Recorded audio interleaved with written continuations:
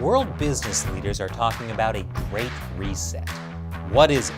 And what impact could it have on all of us?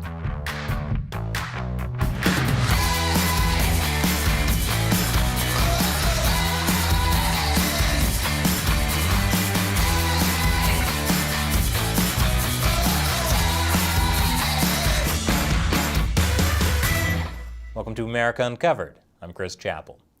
Before we hit the Great Reset button, please hit the like and subscribe buttons. If you click the like button, it convinces YouTube to show this video to more people. So, if you've been paying attention to those really rich people at the World Economic Forum talking about how great they are, or if you've been going down the 4chan rabbit hole, you may have heard of this concept, the Great Reset. It works like this. The world economy has been broken because of the coronavirus. And to fix it, we have to turn the economy off and then back on again. Okay, it's not actually like pressing a big reset button, like some stock images would have you believe. It's more like this. And moving forward, you should expect the government to take a more active role in the economy and in societal issues. The idea of a Great Reset has been around for years, but it really started to gain traction back in June 2020, when the World Economic Forum officially announced their Great Reset initiative. They write, there is an urgent need for global stakeholders to cooperate in simultaneously managing the direct consequences of the COVID-19 crisis. Even if you haven't heard of the World Economic Forum, you've probably heard of Davos, which is their annual meeting in Davos, Switzerland. It's where more than 3,000 business leaders, politicians, prominent activists, and others meet to talk about how they're making the world a better place, in their opinion. It's basically Burning Man for the global elite. Davos partners include some of the biggest companies in the world, like Alibaba, Google, Goldman Sachs, Huawei, BlackRock, JP Morgan Chase, McKinsey, Citi, Coca-Cola, Microsoft, Facebook. You get the picture. The last Davos summit happened in January this year, just as the coronavirus was spreading around the world.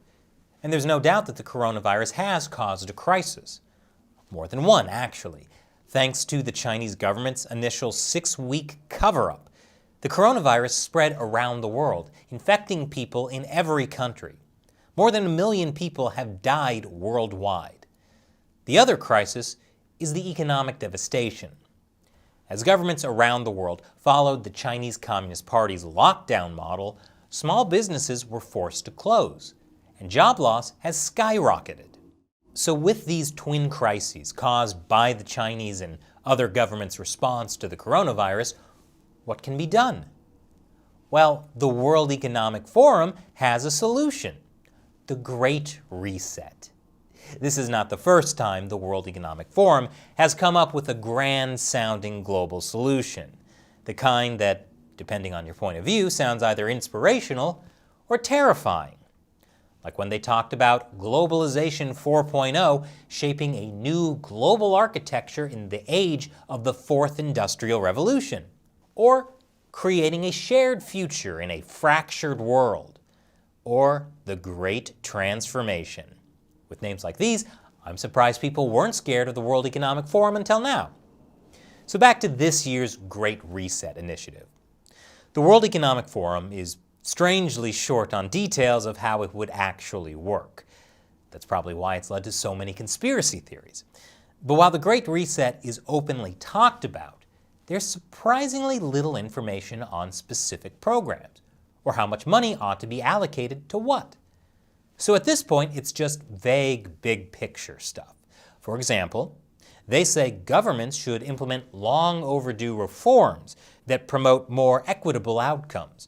Depending on the country, these may include changes to wealth taxes, the withdrawal of fossil fuel subsidies, and new rules governing intellectual property, trade, and competition.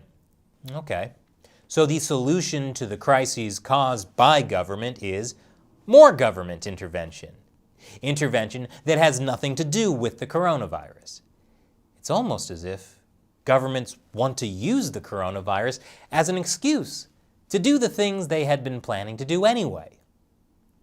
So obviously, The kind of conservative folk who want small government, low taxes, and property rights are not too happy about that agenda. They don't want a small group of elites at the World Economic Forum rewriting the rules of the economy or giving governments an excuse to become more powerful with more control over the economy. But it's more than that. The World Economic Forum says we must build entirely new foundations for our economic and social systems. They don't explain what that means, which has led some people to compare it to the Communist Manifesto, because it sounds a bit like the forcible overthrow of all existing social conditions. But while the World Economic Forum's promises of a Great Reset may sound like a communist love fest, the far left is not going to love it either. I'll explain why after the break. Welcome back.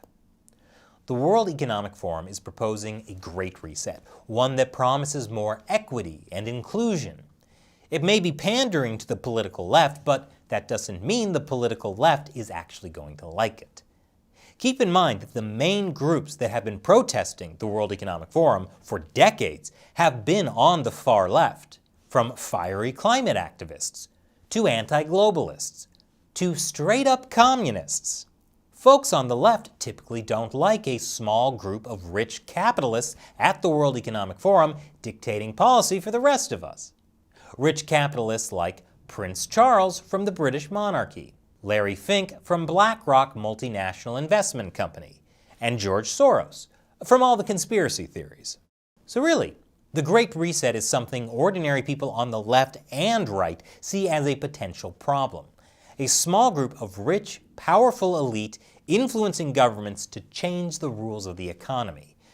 And while the World Economic Forum has been short on details, here's an example of what the world could look like after a Great Reset, from an article published by the World Economic Forum 4 years ago. It imagines life in the year 2030, where everything is digitized and everyone has free, unlimited access to clean energy somehow. I don't own anything. I don't own a car. I don't own a house. I don't own any appliances or any clothes. That sounds like abject poverty, but it's totally not. The article is suggesting that you don't need to own anything because you can just get everything for free as a service. We have access to transportation, accommodation, food, and all the things we need in our daily lives. One by one, all these things became free, so it ended up not making sense for us to own much. If that sounds like a beautiful utopia to you, think about it in a historical context. Remember all the governments that promised free stuff? In China, Mao Zedong promised land to the tillers, but as soon as he rose to power, he ended up killing the landlords and forcing people to work on collective farms. Soon, millions of people starved to death. Well, except for the wealthy elite. In Venezuela, Hugo Chavez promised to eradicate poverty, but within 2 decades, he had turned a nation that was unequal but prosperous into a nation where everyone was equal, equally poor, and can barely afford food. Well, except for the wealthy elite. Governments that promised equality and free stuff have always ended up taking away people's money and property rights, from the Soviet Union to Cuba to Zaire. Wait, but how about the Nordic countries that are touted as great models of socialism? The secret is, they're not socialist. The Nordic countries all made free market reforms in the late 20th century because their economies were crashing under the weight of big government.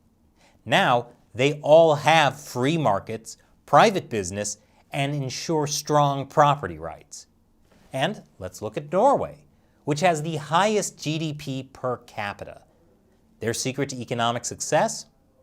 It starts with massive oil extraction, and then they invest oil money in stock markets in other countries.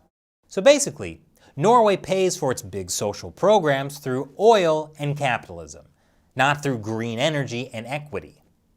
So, back at the World Economic Forum, when they talk about so-called equity, and when they talk about a green recovery, keep in mind This is being said by a small group of elite billionaires who are flying to their meeting in Davos on thousands of private jets. When they talk about a Great Reset, do you think they really want equality for everyone? Seriously, who on earth would put their hopes for a greener and more equitable world in the hands of governments and the wealthy elite? Do you think that will benefit everyone? Or do you think it'll benefit the governments and the wealthy elite? Sure, they still haven't given us any details on what the Great Reset actually is. But I know one thing. If it happens, the rest of us are not going to like it. But the real question is, will it actually happen? Are governments and multinational corporations actually pushing for a Great Reset? Or is it just inspirational/terrifying marketing speak for people who go to the World Economic Forum to feel good about themselves? After all, the World Economic Forum has been using similar language to the Great Reset for years. Like here, where they talk about how the underlying systems are broken and a major rethink needs to take place to move in the right direction to realize a global vision for a more sustainable and inclusive growth model for the world and future generations. That's from their Great Transformation theme back in 2012. And it reminds me of the time I forgot to finish an English paper in college and ended up staying up all night to turn my 2-page essay into a 10-page essay, with the help of lots and lots of Red Bull. My point is that the World Economic Forum's rhetoric sounds great, but it says nothing. And that's probably the best case scenario. What do you think of the World Economic Forum and the Great Reset? Let me know in the comments below. I'm Chris Chappell. Thanks for watching America Uncovered, and remember to like and subscribe to this channel.